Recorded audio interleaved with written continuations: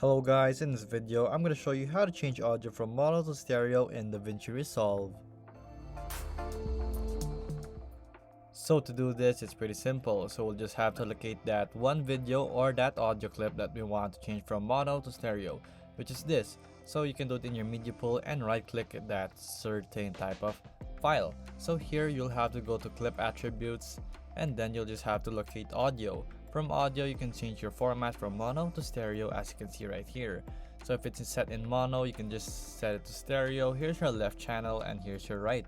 You can delete that if you want to, and you can also add channels right here as you can see. So if you want to go mono in this one, you can do so.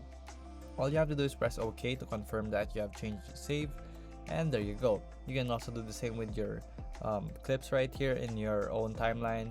So all you have to do is locate again your clip attributes. I don't have any type of audio on this, so it won't show on. So there you go guys, that is how you do it. If this video was helpful, please hit the like button and don't forget to subscribe.